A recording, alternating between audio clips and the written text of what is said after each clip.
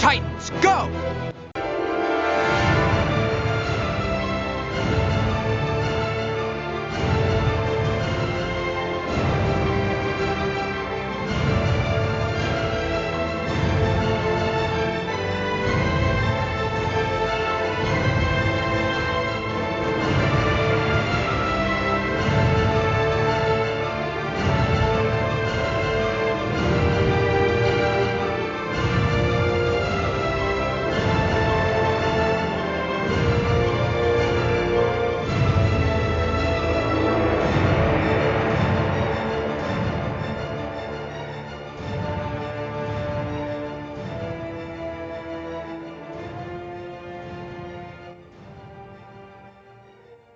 Again, everyone. Welcome back to Titan Talk, the Titans podcast, or AKA the Doom Patrol podcast. I'm one of your co-hosts, Charles Skaggs, back in Doom Manor once again, ready to talk some more Doom Patrol as we talk the penultimate episode. See what I did there?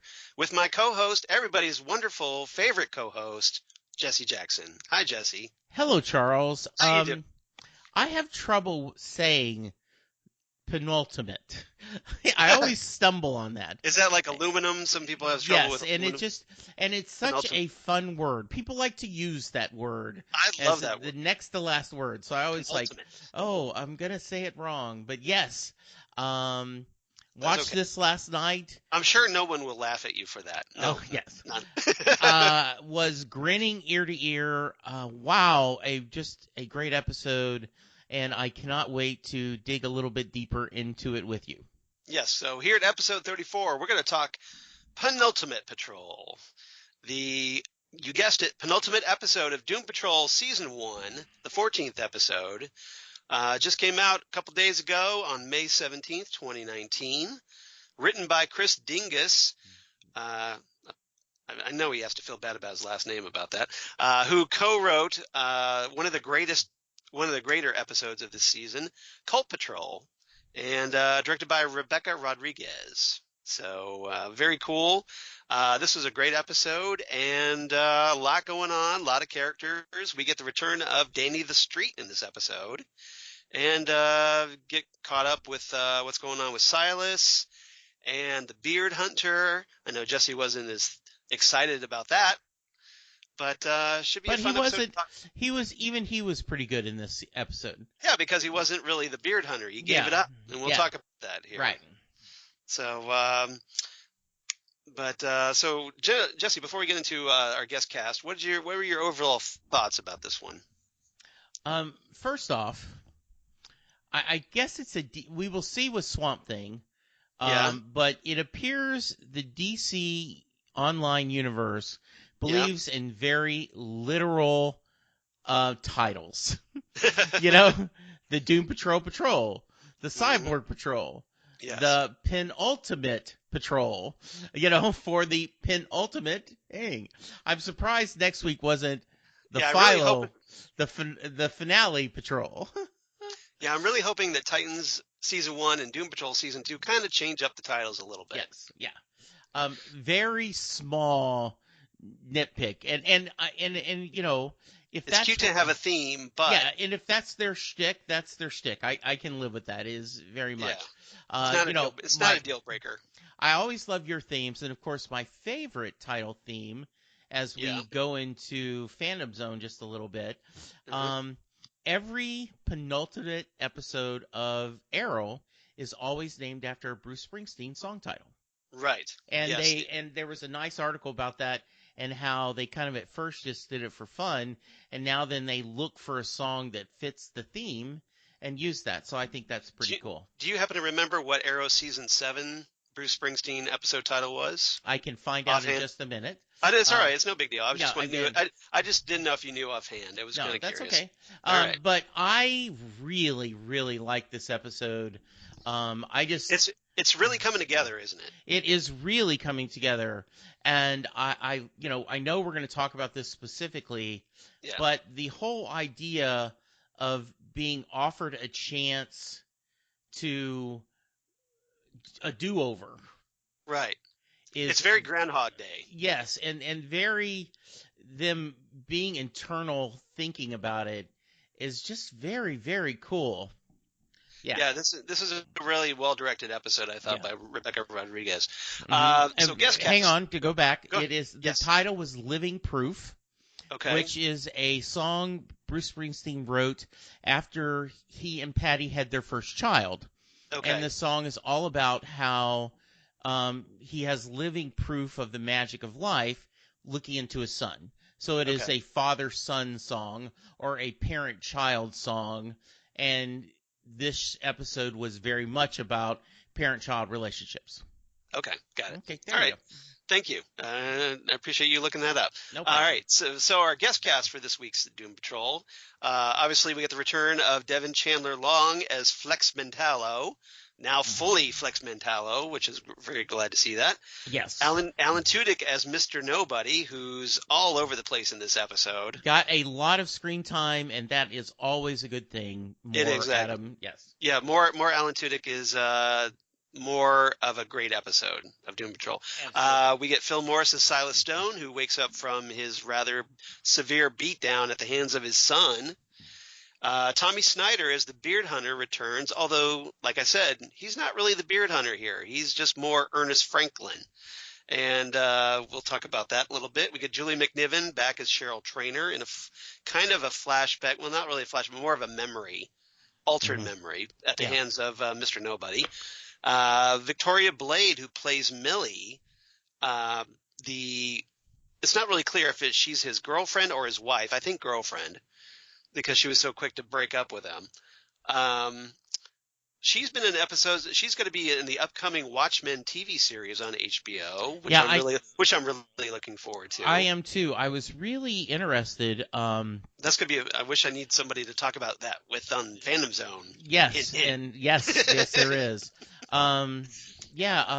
Remind me to when we quit recording. I have a question about that. Okay, cool. Table that for now. Yes. See, we're so enigmatic here. Yes, exactly. And my question is about Lucifer. Okay. She was very charming. I liked her a lot. And she does not have a name. She just is in pilot on HBO, so we don't know. We don't know what she's playing. Yeah, because they're obviously keeping a lot of cards close to the vest on that. She's also been in episodes of Blue Bloods and Chicago Fire. Yes. If you're a fan of one of those shows, maybe you've seen her before there. Ashley Doherty, or Doherty, she returns as Giselle. Now, we haven't seen – this is Giselle the nanny that Cliff gets it on with once again.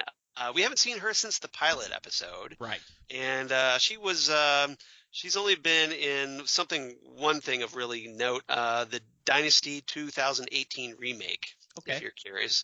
We also get the return of Todd Allen Durkin as Charles, no relation.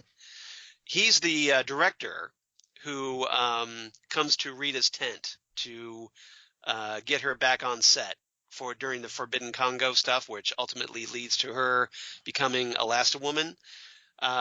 We also haven't seen him since the pilot, and he's been in episodes of The Resident, Nashville, and Burn Notice, if you're a fan of that show.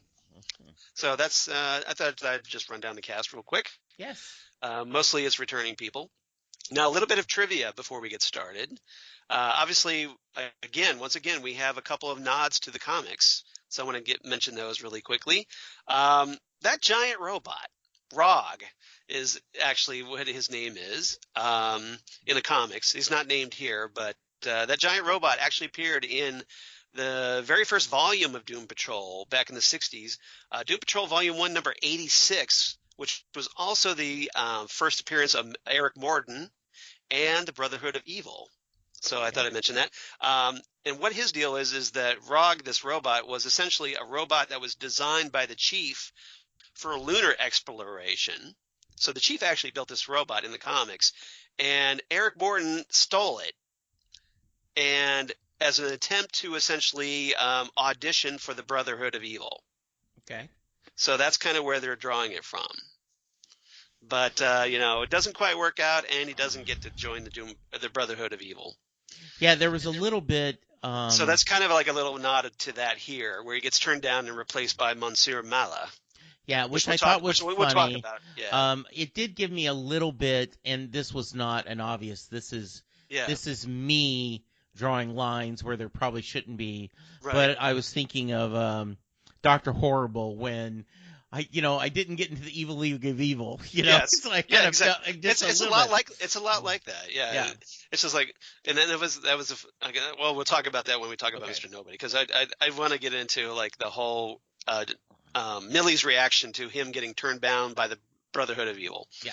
All right. Also, that little very important revelation at the end of the episode, where the chief is revealed as being responsible for the Doom Patrol's creation. Mm-hmm. That was something Grant Morrison introduced back in Doom Patrol Volume 2, number 57, which was a huge plot point in his overall story arc, where the chief in the comics, he essentially goes insane. Okay. And becomes a major threat, and he reveals that, hey, I was the one responsible for Cliff's auto accident. I was the one who sabotaged Larry's experimental plane. And I was the one who exposed Rita to those volcanic gases that she ultimately caused her to become Elastigirl in the comics. So that was a big deal in the comics. So I'm kind of curious to see where we'll go from here. I'm kind of curious how they're going to go into the detail, presumably in the season finale. I thought of that as I was watching the episode, and it was a great cliffhanger. Right. And I said, this was shocking to me, but not totally, not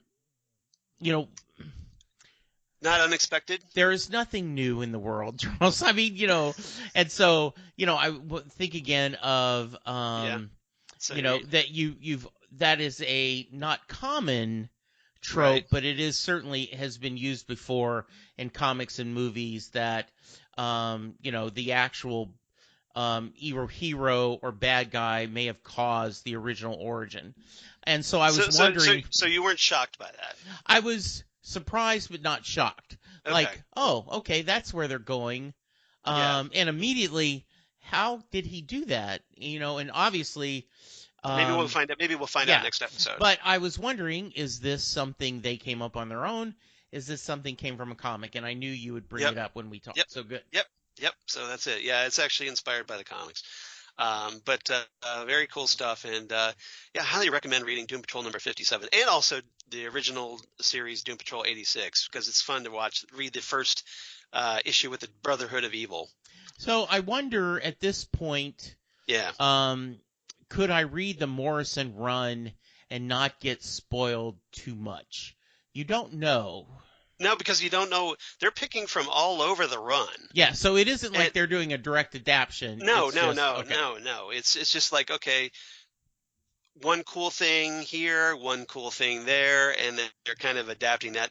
But again, like we talked about, they're bringing stuff from various Doom Patrol series. Like they brought some stuff from Jeff Johns.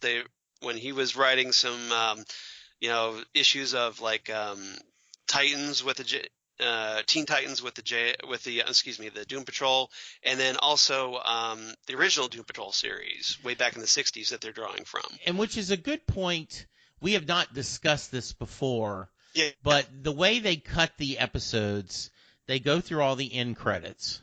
Right. And then when you go to the preview, it starts with a thanks to, and they list multiple comic creators. So what I'm thinking they're going to do, now that you bring this up, I think when hopefully this will get eventually released on Blu-ray.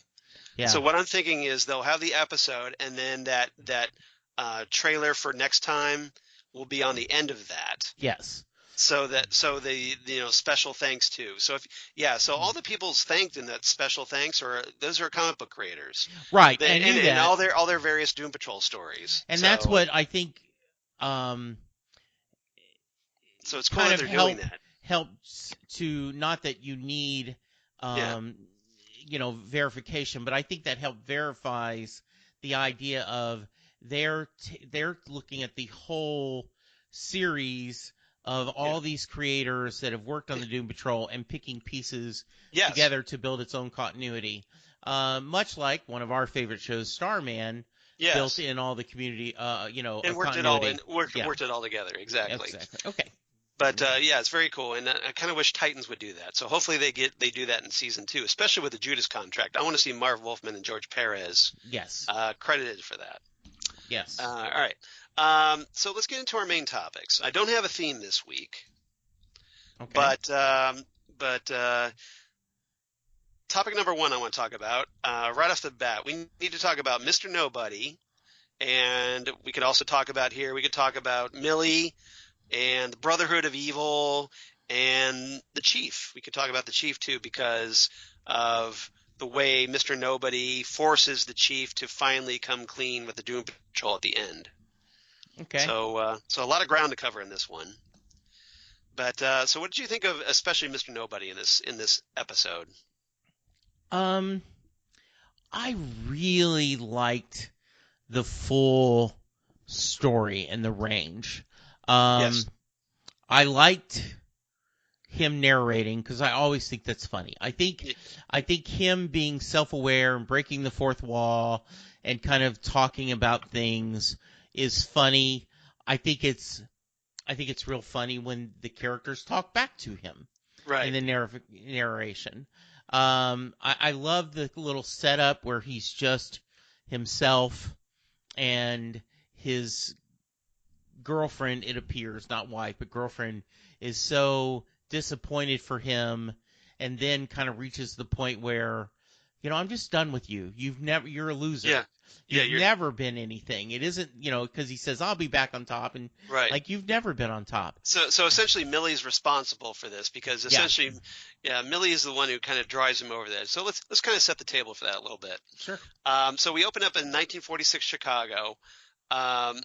They're sitting in a restaurant, Millie is, and then Morden comes in, Eric Morden, and he's got a box, kind of like that shame box of shame when you're either let go from your company and you have to kind of gather up your things from your desk and you have to take it home or out to your car or whatever. That's what it really looked like.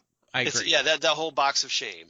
And he comes in, and kind of funny, she's reading a newspaper that says Brotherhood of Evil threatens city. Yes. Those exact words, which comes into play later on, which I'll talk about. But he comes in, and she's all like, how does the presentation go? And he kind of tells her, well, they fired me, essentially. And they replaced me with a gorilla, an actual gorilla. And which is a great nod. Which is a great nod to because Monsieur Mala, one of the original Brotherhood of Evil, he's essentially this big talking gorilla that speaks French because he's French, and he has a rather intimate relationship with the Brain. If you're a fan of Grant Morrison's Doom Patrol, so I'm hoping we get that at some point. So I wanted to step in just. I thought that was a great moment. Yeah. When he says, "I'm being replaced by a gorilla," and she says, "More muscle." No, an actual gorilla. Yeah, he's smart. He speaks French. That was a really nice line. Yeah, that was one of my quotes. Okay. That's all right. But good. We can go in that full later. Okay. But so I'm really hoping we see the Brotherhood of Evil in season 2. I think that'd be a lot of fun. And but she's just like, you had all these plans and ideas, and what about those? She rattles off a bunch of gadgets that he was going to do, like a energy ray and a giant robot and all this. And then he tries to plead with her, because she's like, look, I can't take this anymore, like you said. And she gets up to walk out of the restaurant, and he's pleading with her, look, I'll get back on top, really. And she goes, you've never been on top. Yeah. And he's like, what are you talking about? And she goes, well, like you said, you're a loser and you're a nobody. Right. To kind of put it more directly to the point.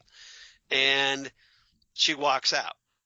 So eventually, basically, he's this loser, and he's got this, and it's this one thing that essentially is why he is the way he is now. It's what caused him, drove him to go seek out Heinrich von Fuchs and become this Mr. Nobody and go full supervillain, is that he has this insecurity. And which leads to a great scene with one of Jane's personas, the doctor. Dr. Harrison. Yeah, which great look, the little white stripe, the white, the white contacts, and this whole thinking, and then the rest of the patrol, like, oh, now I don't hate you. I kind of feel a little sorry for you. There's all this empathy going on. Yeah, and he's like, don't pity me, and he gets all mad about that. Oh, that was just such a really just analyzes him and breaks him down into this, just peels him apart. It was great character, and he's really pissed off by that. Yeah. As you would, like any internet troll, if you really got them and really broke them down. Yes. And to expose them as the losers that they are. Mm-hmm. And that was a great moment, and I like that a lot. Yeah. So, but yeah, he's apparently way overcompensating, as we're told, and now he's using the chief, and we kind of find out his ultimate goal, and this is what I want to talk about the chief here, is that we thought that, okay, he's trying to make we talked about this last week, that he's trying to make the Doom Patrol into a better superhero team. And we're kind of wondering why. Yeah. And we talked about the possibility of that, well, maybe he's building them up to knock them down harder. Yeah. And I think that's what's happened, because when push comes to shove, we finally get and the chief kind of realizes this, that his Mr. Nobody's end game is to have Niles tell the truth about that he's responsible for their accidents. Yeah. So what did you think about the chief in that moment? Because obviously he doesn't want to tell, and he feels forced. But Mr. Nobody keeps going, look, the only way you guys are going to get out of this, and I'll leave you alone, is if he finally tells that secret. Do you think that – so I'm a little unclear on the ultimate agenda, goal of what Mr. Nobody wants. Right. Just a little – maybe it's just to torture Niles. Yeah, and because is there something – like when we had the whole Groundhog Day thing. Yeah, and is there – he's watching the team. It's all just to make the team die over and over, to traumatize the chief. And is there why has he kidnapped him to begin with? Yes. Why is he in the white space? Yeah. And so I'm very curious about that.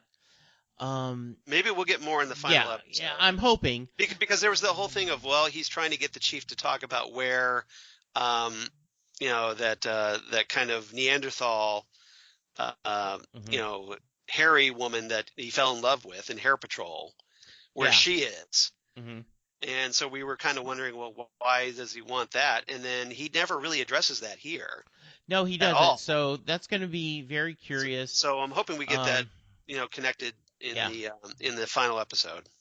I did like the nice phase out or fake out where, they did it great. Yeah. Where and I know we're going to talk a little bit more about. Yeah, because I want to talk about the Doom Patrol in White Space next. Okay.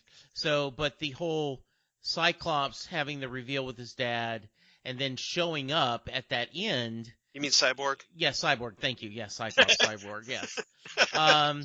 Thank you, totally Charles. Different character. Yes, thank you for keeping me on back. That's all right. So, Cyborg showing up, it fit well. And then later, we find out the reveal. Just a really well done and nice story throughout the place. So it was good. Yeah, because I want to talk about Doom Patrol White Space next, and I want to talk about Vic and Silas in our third segment. All right, great. So, because they have a big moment, we need to talk about that. So let's move on. When we go ahead and move on to the Doom Patrol White Space. One other thing about Mr. Nobody.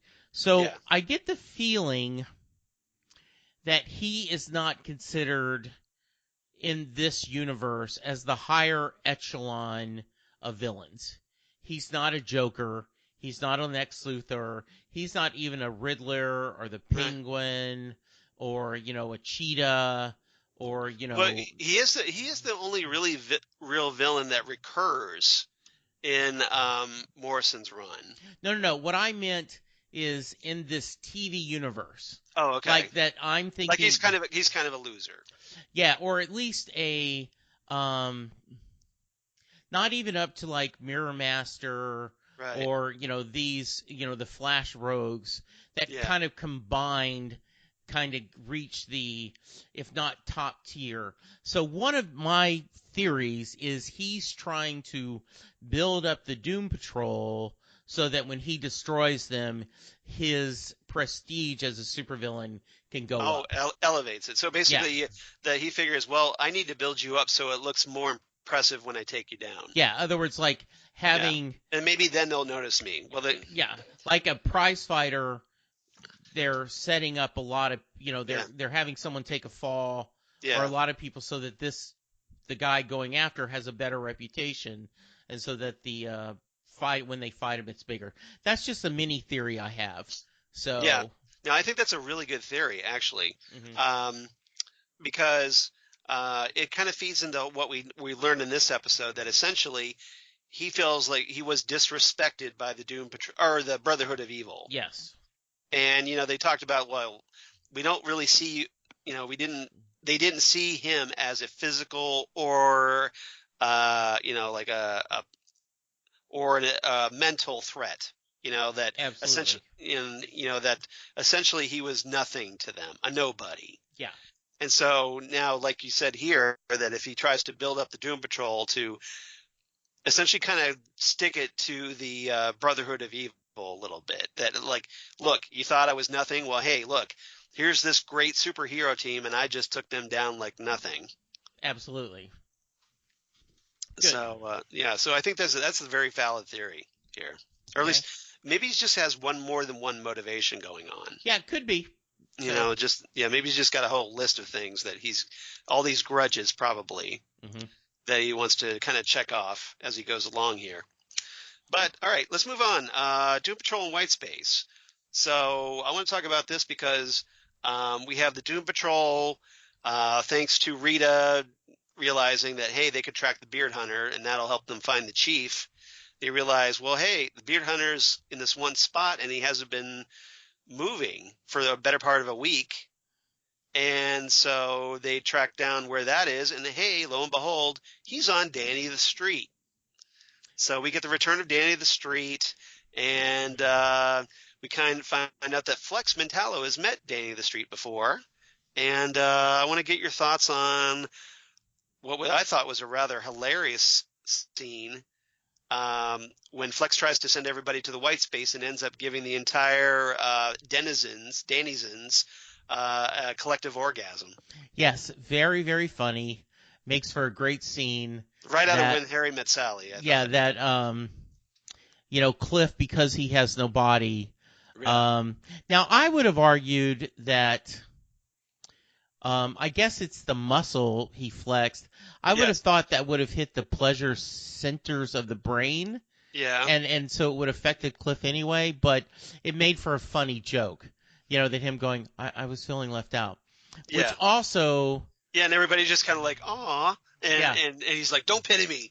And then I think that also explains why when he goes back in time, he sleeps with the nanny again.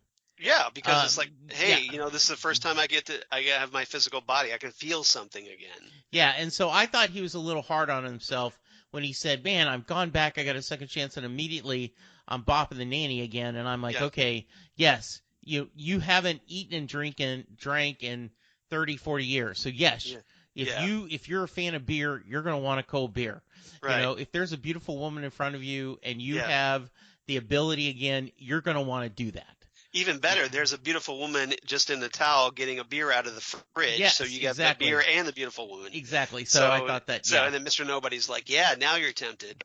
Yeah, it was a great scene with everyone kind of enjoying, even Danny the street with the fire hydrants going off. It was a very hilarious. Even Danny's having an orgasm, which I thought was pretty funny. And even because you see the words oh scrolling across the cabaret. And one of the things that's very interesting about Flex is he tends to be able to talk to everyone. He is on a wavelength. In other words, he didn't have to read Danny's words to hear Danny in his mind. Like he could hear Grid. Yes. And he could talk to the negative energy, the spirit. So I think that was a nice. And there was that really touching moment, I thought, between them because first thing Danny asks Flex is that, how's Dolores? And Danny Flex has to say, well, she's gone, Danny. Mm-hmm. And then Flex goes over to that one of those inflatable tube men that Danny is kind of speaking through and communicating to the others through, and he hugs it. And it's this very surreal moment that you have this big muscle guy in leopard skin briefs hugging this big inflatable tube guy, but he's just it's the only real supportive emotion that he's receiving about Dolores. Like nobody's hugging. The Doom Patrol isn't hugging him. Well, they're not huggers, though they did. No, but you think they did apologize. You think Rita would? Yeah, they did apologize about doing this, and Flex is taking it on his own. He says, "I should have known." Yeah. And Larry tries to reassure him, "No, it's not you. Yeah. It's the Bureau." Mm-hmm. That's who needs to be blamed here. They need to be blamed for everything. Yeah. And but it's just and then Rita has to come along and go look, this is a great moment, but what about the chief? Yeah, and I love that. Where's the beard hunter? Always happy to see Danny the Street. And they always give him such happy music and everything. Yes. Upbeat and I really found festive.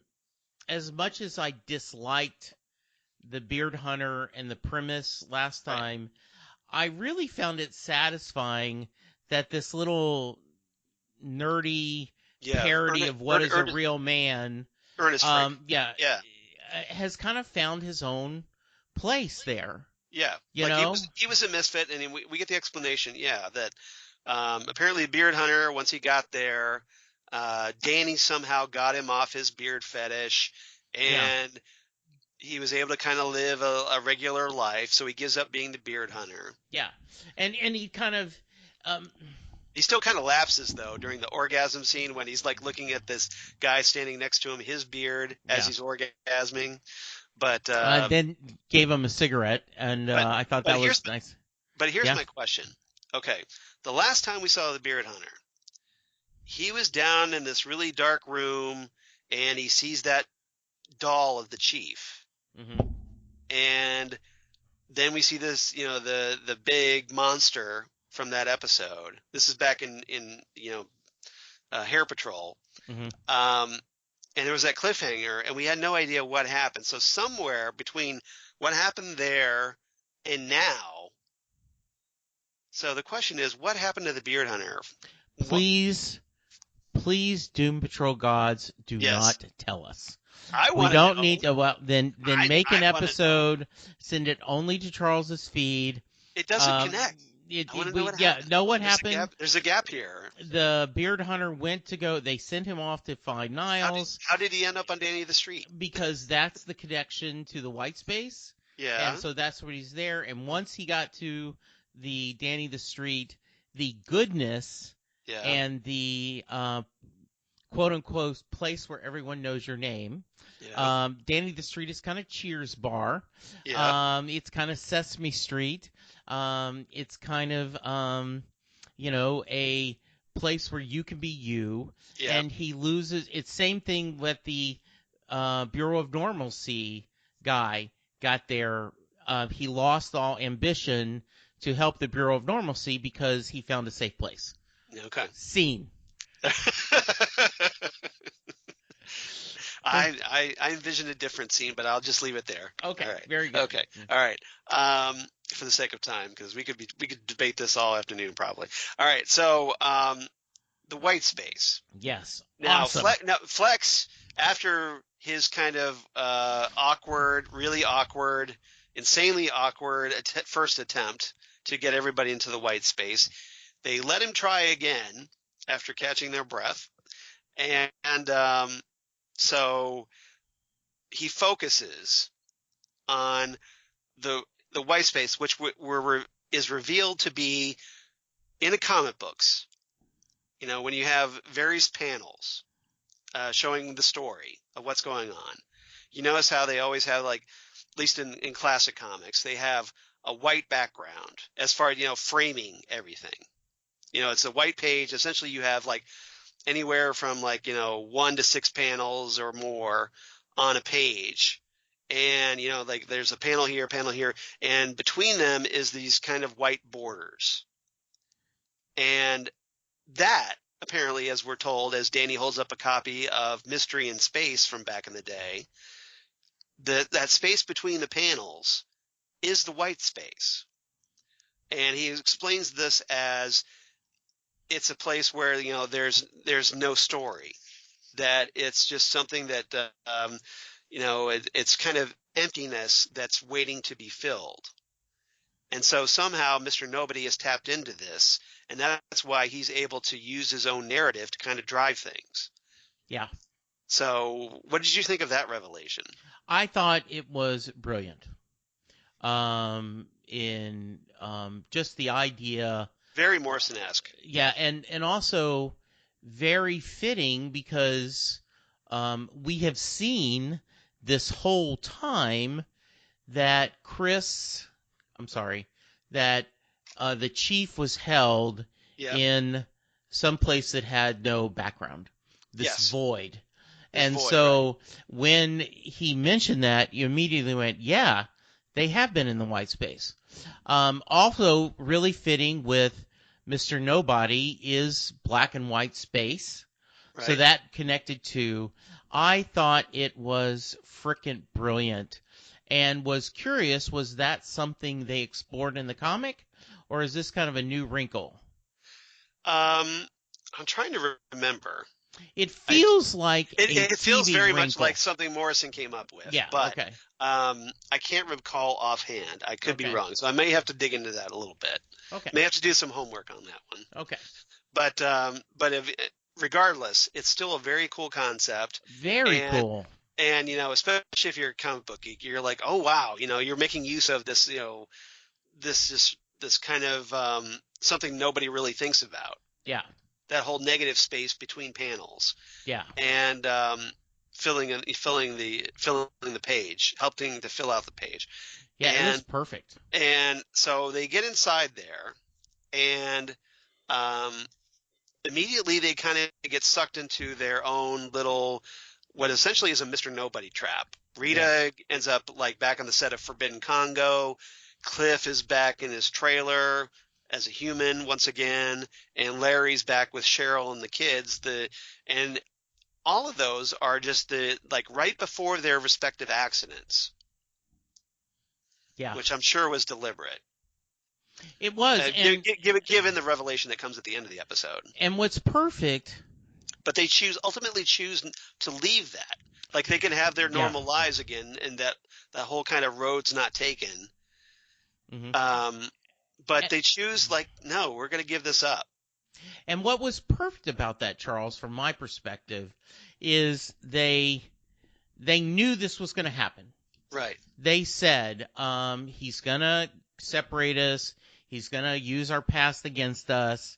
And so Mr. Nobody is like, you even saw it coming and you didn't pay attention. But I felt like they did see it coming, but they were prepared because all of them, after a few minutes of kind of settling in, go, no, this is not. Well, Cliff especially, I thought was interesting because Cliff's all right. He's able to feel things again. He's having sex with the nanny again. Yeah, and he's just right in the middle of sex. He's going, this doesn't feel right. Yeah, And they all kind of come to the realization, especially Rita, that, hey, I'm not the same person I used to be when Right. this happened the first time. I've grown since then. Yeah. And even Cliff is just like, look, this isn't who I am anymore. I need, we need to find the chief, and so that I can figure myself out. And he knows it's wrong. Yeah, And he so does. so he's obviously matured and evolved. And they all go out and willingly give up their fantasy lives, much Yeah, to Mr. Nobody's chagrin. and it was, of all the people to be tempted, I think Cliff is the toughest. Right, because he's lost his yeah, entire body. yeah, he in has, and the idea that he has a chance to see his daughter. Yeah. To he could change his life. Right. He could, if he doesn't get in the car wreck, he could rebuild his marriage. He could do all this. Because it's back when he's all on the top of his game. Yes. When he had, like he says, he had everything. Right. But it's to his credit that he realizes that, hey, maybe I'm a better person as a robot than I ever was as a human being. And we've talked about that. Yeah. Thanks. And this I think this is another instance of that. Yeah, I totally agree. So they all leave their respective fantasies lives, and they go out back into the white space, and they can't really find one another. They're all kind of stumbling around until Rita, in this really big moment, she's the one who kind of pieces together, hey, I'm not going to let anybody else dictate my narrative anymore. I'm going to dictate my narrative, which I thought was a big moment for her. And she's the one that brings the Doom Patrol back together in that while they're fumbling around looking for each other. I think this was awesome. The idea that she's smart enough to, or maybe stubborn enough. Yep. Okay, I'm going to just control my own destiny. And to have Mr. Nobody like, what are you doing? No, you can't do no. Yeah. No, you can't do this. And he's like, yes, I can. Oh, in an awkward thing, the Doom Patrol finds themselves. Yep. And it was just a great moment. Yep. Rita's obviously come a long way since when we first met her at the beginning of the season. When you think about, she didn't want to get involved, for one thing. Yeah, and also, but you think about the early Rita, she was offended by seeing somebody who had lost an arm. Yes. And that's what caused horrible. her downfall. Yeah. Not a good look. And she admits it. She's like, look, I was a monster long before I came to this set. Yes. And that's one of her reasons for leaving her fantasy life. Yeah. And the fantasy memory. But I thought it was a really cool moment. And then obviously that leads us to ultimately the chief and that big revelation that we talked about. Absolutely. All right. So let's move. Anything else about this topic before we move on? No, can't think of anything. Okay. Very cool stuff though. Really liked it. And Jane, of course, she figures that she goes her own way, as the chief points out. She's always liked to go her own way.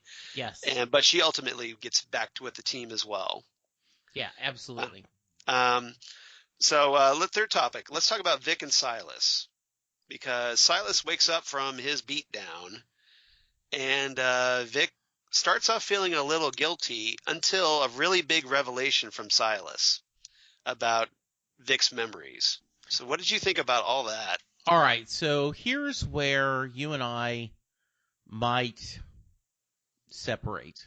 Okay. Go on different paths. Diverge. And so I'm going to take what I don't feel first. Okay. I intellectually understand Vic being upset and finding another betrayal. Yes. And all this feelings that he has. I think that is... And I even get that that's how this character would react. Yeah. But I'm going to do the alternate. Okay. You had false memories and almost killed your father. Right. It turns out your father is now alive. Yeah. Your father, in a spirit of trying to wipe the slate clean, Yes. and share, you have reasons not to trust me. Yep. Vic, like a petulant child, oh, you lied to me? I'm just leaving. I'm going to go to people who can trust me. You almost killed your father, Vic. But, you should be able to. Now, I have no problem if they said, I'm so glad you told me this, Dad. But now that I think about this, now that you're okay, I have to go help my other friends. Yep. And him go, yes, to go. But to leave out of just anger seems like whatever progress Vic has made, he's come all the way back. Well, your thoughts, Charles? Okay, so as we play point counterpoint, and I go, Jesse, you ignorant slut. I will counter with, okay. Vic starts off as Silas first wakes up. Vic is feeling horribly guilty about beating his father. Yes. He is so upset. He's just like, I'm so glad you're alive. And he's talking just how he was like, all of this is my fault because of my mistrust of you. And Mr. Nobody came in and he twisted that. And I almost killed you as a result. So he feels horribly guilty about this. And then Silas goes, well, maybe there's a reason for that distrust. And here's why. And he goes, I never told you this, but that whole thing where, you thought your mom was dead, laying with you, next to you after the accident. She was actually alive, just like you were, in the kind of the same shape. So we took you back to the Star Labs, and I kind of had this one choice. Well, either I could save her or I could save you. And I realized with the help of Niles, who said, oh, by the way, Vic would be the better physical candidate for saving. So we should save Vic instead. And so Silas goes ahead and is like, I'm going to do that. I'm going to save Vic. And then, oh, by the way, well, I guess maybe my wife would probably want me to save you instead of her anyway. So it all works out. I'm going to pause you there. Not kind of, sort of. They have no doubt she would choose that. So go ahead. That's all right. So far, I'm on with you. Everything except that. There is no doubt. Okay. So no doubt that, this is how we rationalize this, that, hey, you look, obviously you're the better candidate, but hey, my wife would want that anyway. Definitely. Right. So that's two votes on why I'm doing it. Yes. Okay. So, and oh, by the way, I altered your memory. So. No. He didn't alter his memory. He didn't go in there and manipulate his memory. They just told a story so often that changed his mind because he was so young and injured. He ended up remembering that way. The story became a reality. You're right. So he tells this story over and over to basically convince Vic that it was reality. Yes. Is that fair? Yes, absolutely. Okay. So, and ever since then, instead of telling you the truth of what happened after you recovered, I've kept this secret from you, and I've let you live with the guilt that, hey, you killed your mom. You're the one responsible for killing your mom. And so Vic, hearing this for the first time, is probably going, wait, so instead, here he is feeling horribly guilty, and then all of a sudden Silas drops this big revelation on him. And while he's emotionally compromised, he is still indirectly responsible, right, for killing his mom. So not directly, but he's feeling like he's directly responsible, and Silas let him live with that guilt all this time. Totally agree. And Silas is wrong, and Silas admits that he's wrong. He's like, hey, look, I was and we find out the reason is because Silas was afraid of losing Vic. And if Vic had said, wow, that's a lot to share. Yeah. I need to process this. Well, maybe that's why he decides to go with his friends. But he didn't say that. He said, "I hate you for lying. Well, I need to go to people I can really trust." He acts like I'm not saying he acts out of a character. I'm saying he's a petulant child in this scene. He's not a petulant child. He obviously has those trust issues, and just when he feels like, okay, hey, that was just me being horrible. Yes. Silas gives him another reason not to trust him. Yes, but so like at the very moment, like, you know, just as he's trying to come back from this horrible event, Silas just kicks him in the junk, his robot junk, once again. Yeah, but because he doesn't want to have the lie between them anymore, and Vic is a child and can't see the greater thing. He is acting totally just emotional, and I think you respectfully. I think you are a cyborg apologist. No. And you're on your team Vic all the way. No. I'm kind of being very sympathetic to an obviously tortured human being that was the last thing he needed to hear at that time, and Silas should have known that. But then when is the right time to tell him that? Later, after Silas has recovered and they've had a little time Vic has kind of like had a little time to work through his emotions a little bit. So just go, and then we'll drop it. I'll let you have a rebuttal too, because I'm not going to have the final word. But just one other thing. Okay. So that's my counterpoint on this. Okay, yeah, which I love this. So let's say they wait 6 months, a year. You pick the time frame. I would say don't wait that long. I'd say just maybe like, okay, after they deal with the whole Mr. Nobody thing and maybe things kind of settle down for a couple weeks. Okay. Pull him aside and say, hey, look, I have something I need to talk to you about. And so I wouldn't wait very long because and then Vic would go, what? When I was telling you that I was worried about trusting you, that was your chance to come clean, but instead you continued to lie to me. Well, I've given you every chance to be free, and you've continued to lie to me. Do you not think that could very easily happen? It could, but it also depends on how Silas presents it. Right. So what I'm saying is, I'm saying also that Silas could have done this a lot better than he did. Now maybe so, but I do think it's interesting that, and I think this is because Vic has a lot of growth to do, and I think I think so does Silas. Yeah, I think there's a lot of guilt, and I think Silas was trying to go, and I think this was just a little way that. If I could play Dr. Harrison a little bit, I think you're coming from the perspective of a father instead of a man. In the sense that you're looking at Vic like he's a kid. You're calling him a kid. You're calling him a petulant child. Maybe he's not. Maybe he's a grown man and he deserves more respect than what he's getting from his father. You are how you act, Charles. Well, you are how you're raised. So let's end it this way. I see your point. I don't agree with it, but I could see why that. But can you see mine too? I can see yours. And you just don't. Yeah, it's just. And what's the beauty of the performance is both of them are there, and you can take it either way. I think you're coming at it from 188 Doom Patrol. Who's right? Who's wrong? Pete Rose in the Hall of Fame. Caller, you're on the air. Anyway, move on, Charles.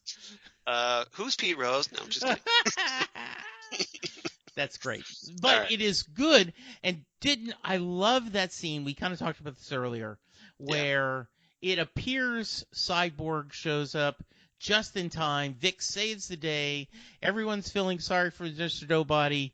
He blows them to smithereens. We go back. We've got pancakes. We've got bacon. We've got staff meeting. Rita is in the amazing Doom Patrol dress. Cliff is like, you don't get this beauty that early. Had to put on my face. And we get that cycle. And then the real Vic shows up. Yeah. And we realize. We find out that, hey, the Vic was part of them was actually Mr. Nobody in disguise. And he talks about that, hey, it was, like you've been here all along. So the question is, have they been there a year? No, I think the whole long of when they showed up. In other words, we don't know how time works. That year that they feel like where they killed him a year ago, that was all in the white space. I believed I was a little bit like, well, that was a little easy. Yeah. And then when they showed everyone happy, and then when they died, and then came back, I went, okay, they're still in the white space. Well, especially since the fact that it was the 14th episode, not the 15th. Yes. So but a really fun twist, and it's the kind of twist. I don't know about you, Charles. Yes. But my favorite twist is where I didn't know it was coming at all. Okay. I mean, where I'm like, holy moly. Yeah. My second favorite twist is just a beat before it happens. You figure it out. You figure it out. Yeah. And that's my second and favorite. You're like, oh. Yes. Yes. Oh, that was so clever. Yeah. My least favorite beat is, okay, we see this a mile away. Yeah. So, yeah. Well, I don't think that's what happened here. No. I thought it was really good. So right. What did you think about, I mean, the whole white space and them kind of, doing the different ways they're dying, the whole thing, because we get all these different versions of how the Doom, because it's this whole kind of fantasy world where, like, it's been a year later, the Doom Patrol is in their uniform, like actual uniforms, like you see Rita in a classic Doom Patrol red and white uniform, Larry's wearing one, but you can't really see most of it because he's got that big jacket on still, but he's wearing one. Cliff even has a red T-shirt on. Mm-hmm. And now Jane's the only one that's not really going down with it, but that's Jane. Doesn't it look like, I'll have to look at a screenshot, but it appears she might have like a little red underneath her jacket, just the smithering of. I'm not sure. I agree with you. I mean, none of them are. I mean, Rita is in as exactly as you'd expect. Yeah.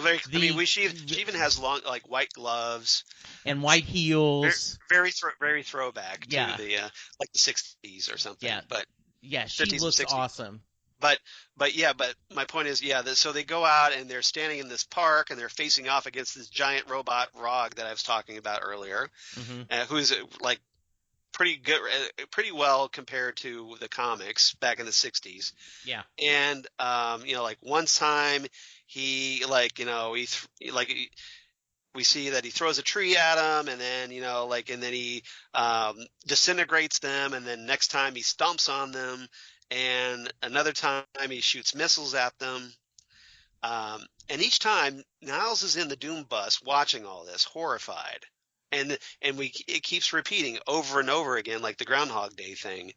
And ultimately to the point where Niles goes, we keep going back to this moment where it's like right before they all head out to the park. And Niles goes, don't go. It's a trap. He's the one, he figures it out finally. And we even get the return of Perry Como's. Yes. Hot diggity, boom diggity. Yeah. Boom, what you do to me. Yeah, which was really nice. That was. Yeah, and that was the same song that was playing when Mr. Nobody massacred the original Doom Patrol. Yes. So nice callback to that. Then So that's obviously got to be one on your Doom Patrol soundtrack. Yes. And then Mr. Nobody reveals himself, and then that we go back to white space, and he reveals that, hey, you've been here all along, surprise, and then the whole chief revelation at the end. So it was pretty impressive stuff, and good use of the whole Groundhog Day type scenario. Oh, just perfect. Yeah. Oh, and you notice that when Niles, going back to the beginning of the episode, when Niles is showing, like, talking, with the 1 year later Doom Patrol, and he pulls out a newspaper, and it's obviously a much smaller newspaper because you notice how newspaper sizes have shrunk in the modern, but it has the exact same headlines: Brotherhood of Evil threatens city from before, and that should have been your tip off right there that, hey, they're still in the white space. Yeah. So just saying. So absolutely. I thought it was a great little nod to everybody paying attention. Yeah, great episode. We have, we're set up with the dun dun dun. Yeah, exactly. So why do you think the chief or the yes. what do you speculation time? Why do you think the chief planned all this? What do I think the chief planned all this? Yeah, why did the chief have them all get in the accident? Oh, well, I know the comic book reason, the Grant Morrison reason. Okay, so But that was because he was insane and essentially was just like, hey, I want to watch some really great people get torn down just for kicks. But that doesn't seem like a good answer for well, the show. if you're insane, if the chief's insane, yes, it is. But I think we'll find out something a little different here. I think maybe we'll find out that he maybe maybe just happened to be there at one, and then like maybe at Cliff's, maybe he was indirectly responsible for that, and then he had this kind of scientific curiosity. We'll find out. Mm-hmm. But I don't think it's going to be pleasant. Of why, unless they do something completely different and unexpected. I think if they go down this road that the chief is responsible for their accidents, I don't think it can be pleasant. Yeah. Maybe because maybe he figures, well, people, that they need to be, I want to see if people can be stronger than they realize and how they react to it. To this something horribly traumatic like this in their lives, and see who's able to recover from that and who's not. Yeah, the only thing like a scientist, because remember he is a scientist. Yeah, I'm gonna being Mr. Sunshine. Yes. And Mickey. What do you think? I'm gonna think that this is for the greater good. That he, for some reason, knew that something was going to come up that only the Doom Patrol could stop. Yeah. And so he, for the greater good, kind of manipulated everyone to be where they are. Go ahead. Kind of like, I'm going to say this wrong deliberately. Yeah. Kind of like when Rory did on Legends of Tomorrow. Rip, obviously. Yeah, Rip Hunter. He picked people that he knew did not have a significance to the timeline for them to become legends. So maybe he knew that all of them were going to have unfulfilling and tragic lives anyway. And so by doing this, he has the chance for them to redeem themselves and have a better life. Now that's very Mickey Mouse, Walt Disney, sunshiny. How about something maybe in between? Yeah. In that the theory is that another theory that we can have here is that maybe the chief was aware that Mr. Nobody was out there and was a threat still. Yeah. And maybe the chief realized, hey, I need another Doom Patrol. So I need to make one. Mm-hmm. And so but the question is, why has it taken so long? Yeah. Because obviously Cliff's been around, since the 90s or whatever, maybe the 80s. And Larry's been around since the 60s, Jane presumably in the 70s. Yeah. And the question is, why has it taken so long for his plan to come to fruition? Yeah. And to get them. So I don't know how they're going to deal with this. We'll see. Yeah. But it does open a big Pandora's box depending on how they do it. Absolutely. So we'll find out what happens. All right. Anything else about this episode? I know we're running a little long here. No, that's okay. We've had a lot of fun. No, it was great. Yep. Had a little bit of a Cyborg Silas discussion. Yes, we did. That I loved. Yeah. I can't tell you how much I love that. Okay. So, all right. So, favorite lines of the episode. Do you have any favorite lines? I do, Charles. I did my homework this time. All right. So, you actually get some credit this week. Thank you. Yes. All right. What do you get? What do you got? Flex. Okay. The white space is the area where there is no story. The white space exists where content doesn't. It's the space on this page between the panels. Cliff. The white space. That's beautiful. Heady, poetic. Now, how in the name of F do we get in there? I have a flex for that. Yep. You need boy oil or anything? Yeah, it's like I have an app for that. He has Yeah, a flex for exactly. that. I thought it was very funny. Yeah, I agree. All right, Uh, you give me one. well, obviously we had this quote we talked about earlier between Eric Morton and Millie, where he's explaining that he was replaced, and in the Brotherhood of Evil, he goes, so the brain. He's talking about the brain here. He goes, he replaced me with some gorilla, and Millie goes, they decided to bring in some muscle, and Eric goes, no, an actual gorilla. He's quite smart, allegedly, speaks French.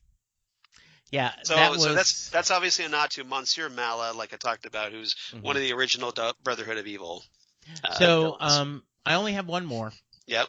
I know you always have 3 or 4. Yeah. But right around the same time, the Doom Patrol, they're on Danny the Street.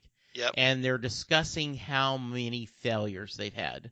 Yep. And they go back and forth, and Cliff, being Cliff, says, Jesus, knock it off. Yeah, our win-loss record is beep. Yeah. We're not making the playoffs. Who gives a beep? We're past that. We fought and clawed our way through a ton of F-ups. Yep. And now we're here, knocking on the door to save Niles. We have to go in, and we're going in together. Let's do this, as they all hold hands. Right. That's such a Cliff rah-rah moment. It was just perfect. Yeah. That was great. I love it. I love that. I like this exchange on whether on Danny the Street and oh wait, no, they're getting ready to drive into Danny the Street. And this is, the patrol. So we've got Cliff going, what's the street doing in the middle of nowhere? And Larry goes, I'm sure they have a logical explanation. And Rita goes, they? And Larry goes, Danny, did I never mention the sentient teleporting genderqueer street Vic and I hung out on while Jane lost her S and tried to get married? And Rita goes, Vic mentioned it. And then Jane goes, you really keep to yourself. Or you really keep too much to yourself, man. Yeah, that was great. Thought that was good. Later, Rita tells Mr. Nobody, we've all been working very hard on ourselves. And Mr. Nobody goes, work? You've sat around in a circle and whined like a C-Team breakfast club. Cliff stole a watch from an alligator. Mr. Electricity here finally came out of the closet at the tender age of 95. Jane crawled as deep into herself as she could and almost committed mind suicide or some S. You call that work? Please. So I thought that was good. Yeah, I thought that was really good. And also, I anytime they can talk about the age of these characters, I find wonderful. Yeah. And, hopefully eventually somebody's going to address the whole immortality thing. Yeah. I think that needs addressed. This exchange between Dr. Harrison and Mr. Nobody, where she kind of picks him apart. Dr. Harrison goes, what are you overcompensating for? And Mr. Nobody goes, I'm not overcompensating. Dr. Harrison says, please, this form, this phony darkness, this childish display of sinister power. And Mr. Nobody replies, that's ridiculous. A, I am sinister and dark, and B, I'm powerful enough to control this entire streaming service if I wanted to. Yeah. As in the whole DC Universe streaming service. That was really well done. That was fun. And then lastly, I have a great line from Mr. Nobody to Cliff, where he goes, good God, if stupidity were a superpower, you would be G-damn Superman. Yeah. So that was good. That was very good. All right, so what's your rating? I had a lot of different choices on my item to do. So I ended up doing something very simple. 9 out of 10 non-chocolate chip pancakes. Yeah. The chief was a little disappointed that his chocolate chip pancakes were just regular pancakes because he had eaten all the chocolate chips. Yes, absolutely. And we know his sweet bug, his sweet tooth. Yeah. So I love that. And but me, I would have been all over that bacon and pancakes. I would have been you guys go off on the mission. I'm just gonna stay here and eat bacon and pancakes. That's one of my favorite meals. Yes. All right, with a nice glass of orange juice with that, or One of my hot tea. That's good. One of my favorite stories, and then I want to hear your rating, Yep. is Penn Jillette talked about raising his kids, and they're like, he said you can't put the syrup directly on the bacon because that would just be wrong. But if it happens as you're pouring the syrup on the pancakes, some accidentally get on the bacon, yum. And just the whole kind of way around something was just lovely. So anyway, what's your score? My rating is 9 out of 10 giant red robots. Because I love the fact that he used Rog or Raj, depending on how you pronounce it. And I just thought it was a very cool callback to the 60s Doom Patrol. Yeah, and especially since the robot looked very primitive. Retro, yeah. Yeah, they're very, very nice. So yeah, good stuff. Yeah, I really like that. All right. Let's see here. So we do have some real quick Titans Tower news I want to talk about. So if you're a Deathstroke fan, you might be interested to know that, hey, CW Seed is coming out with a Deathstroke animated series. So during the CW's upfront presentation, the network's president, Mark Pedowitz, unveiled animated series, including Deathstroke for CW Seed. And that's kind of like, probably going to be similar to how they did the Vixen series, the Ray, and if you saw the Constantine City of Demons series on that. Good. But no word yet if Manu Bennett, Joe Manganiello, or Isai Morales, who's going to be playing Deathstroke on Titans, are going to be voicing the character. I would guess maybe Isai Morales, because if they're releasing this, maybe they're going to decide to release this around the same time as Titan Season 2. So maybe Isai Morales will be the one voicing Deathstroke, I'm guessing. Good. All right. Very nice. Right. Any other news? Yeah. Obviously, tell it to Titan Talk. We got some feedback from Holly. So do you want to read that or should I? It's up to you. I have it if you want me to read it. Yeah, why don't you go ahead and read it? Okay. From Holly. Hey, Charles and Jesse. Another great episode. Nice to see Danny the Street again, and the team minus Vic getting ready to face off with Mr. Nobody. Also, interesting backstory with Mr. Nobody and how he got his name thanks to his wife, Millie. Love that Mr. Nobody's plan backfired on him. Vic finding out the truth about what happened to his mom and the choice that his dad had to make was powerful. Love that Jane came back as Dr. Harrison and started diagnosing Mr. Nobody. Can't wait to find out more about the Brotherhood of Evil. Wonder if they don't have ties to the Department of Normalcy. And it looks like the team is stuck in a time loop until the chief realizes it's a trap. Didn't see the plot twist with Mr. Nobody taking the form of Vic. Can't wait to see how all this shakes out after Chief's little bombshell right before the episode ended. I'll wrap it up here. Holly from Wisconsin. Thank you, Holly. Thank you so much, Holly. We appreciate always great to hear from you. What is always funny, Charles, is she always sees the episode pretty early on a Friday. She sees it when I see it. So normally I watch it, and then I get the email from her, and I'm like, yes, we're on the same page. Yeah, and so I'm always I usually do not see it till late Friday night, or like last night, I didn't see it till last night. And so that was always just like, okay, don't open the email. Don't want to be spoiled. Yep. So that's great. See, that's why one of the reasons I watch early is like I want to be able to read Holly's email. So yes, absolutely. That's great. Yeah. All right. So if you want to be like Holly, and please write us here on the podcast. You can reach us at TitanTalkCast@gmail.com. That's TitanTalkCast@gmail.com. We'd love to hear from you. It doesn't have to be just Holly, although we love hearing from Holly. Anybody else, give us your thoughts on the whole season of Doom Patrol so far, or what's coming up in Titan Season 2 that you're looking forward to. We'd love to hear that. Any guesses on what's coming up on the Doom Patrol season finale? That could be cool. And anything else, how we're doing, you can reach us there or on Facebook at Titan Talk the Titans Podcast, or on iTunes, of course. You can reach us there, Apple Podcasts, or on the Twitter at Titan Talkcast. You can reach us on Twitter at Titan Talkcast. So lots of places to reach us. Let us know how we're doing.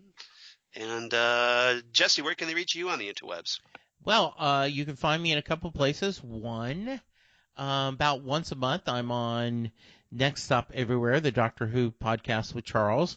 But the other 3 weeks of the month, Charles is talking Doctor Who with a guest companion, so please check those out. Yep. I am on at least 2 more episodes when this comes out of the Small Council Matters, the Game of Thrones podcast I'm on. I know we're going to record after the final episode, which as we're recording will be tonight, and I'm sure we're going to do one more episode that's wrapping up. It's too late for you to check by the time this is released, but we did a kind of quick our predictions on the Game of Thrones, so that's available if you want to go and check. So now we get to see if they're right. Yes. And I went. Are you looking forward to tonight's episode? I am. I'm very much looking forward to it. And then of course you can hear me on Set Listing Bruce, the Bruce Springsteen podcast, where I talk to Bruce Springsteen fans around the world. And this week's episode, Charles, you will smile. I was talking to a fan, Stephanie, and she lives in Sheffield. Nice. And you can imagine we spent a few minutes. Sheffield, England, Sheffield? Yes. Nice. And she was a fan of the Classic Who, has watched only a little bit, but loves Graham. Oh, okay. Yeah. She's a big Graham fan. Yeah, because he hosts a that's from Doctor Who, obviously. He hosts a game show, and they love watching that show. So cool. We did. So at the very beginning of this week's episode of Set Listing Bruce, there was a little Doctor Who talk. So cool. Yeah, Charles, how about you? Where can they hear your fine work? And I believe there's a place where they can read all about news and reviews and interesting things. Yep. As I see Doggy in the background. Yes.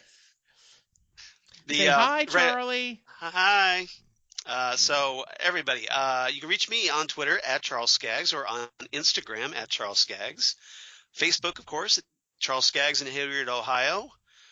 Or my blog of geeky things. Damn good coffee. And hot. Damn good coffee and hot, where I talk about all the stuff we talk about here on Titan Talk, including Titans news, Doom Patrol news, anything DC Universe related, or any kind of comic book sci-fi news, anything that just really floats my interest, which I have many if you follow me, or news of my other podcasts that I do for Southgate Media, including the aforementioned Next Stop Everywhere, the Doctor Who podcast, where Jesse and I are going to talk the fires of Pompeii here in about a couple weeks or so, maybe like week and a half. So better get going on that. And or Ghostwood Twin Peaks podcast they do with Zan Sprouse, wife of comic book artist Chris Sprouse. We talk about all things Twin Peaks, David Lynch, etc., etc. And soon we'll be reviewing the upcoming Criterion Collection release of Blue Velvet by David Lynch, starring Kyle MacLachlan and Laura Dern and Dennis Hopper.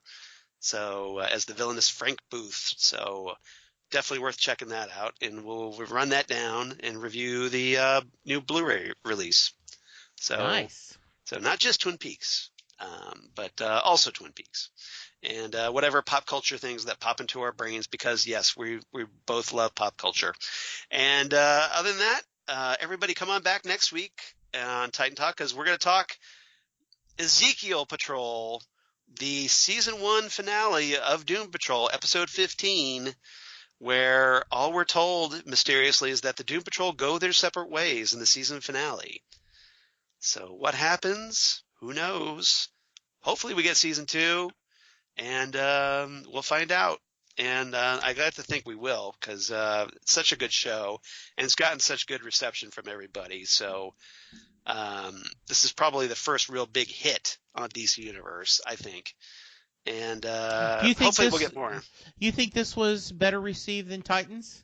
I think so, critically. Yeah, I Okay. do. I get, I and think a lot they of don't people share ratings, do they? no, they don't. And a lot of people have enjoyed Titans. Don't get me wrong, but Yeah. I think by and large, anybody that's watched Titans and then also watched Doom Patrol has said that they think that Doom Patrol is a better production, and I have to agree. So Titans, time to step up your game for season 2. Hopefully they do, and get back on making this more of a fair competition. Yeah, I think so, and I'm excited. Because I want Titans to be really, really good. Yeah, and yeah, I'm looking forward to it too. So great. Well, Charles, as always, it's a lot of fun. We're gonna have at least one more discussion of Doom Patrol, and then same as the Game of Thrones, we'll probably do a wrap up episode. Yeah, then I think we should bring in DJ Nick, who we haven't heard from. Yes. Because hopefully we talked about early on that he'd love to maybe come back for the season wrap-up show, and so hopefully we'll do that. And you're not getting rid of us that quickly yet, so absolutely. And then we'll figure out, what we'll do after that. But for right now, that's the plan. So stay tuned. At least got a couple more episodes coming up, and before we head off. And everybody, thank you again for listening, and we will see you next time right here on Titan Talk, the Titans podcast.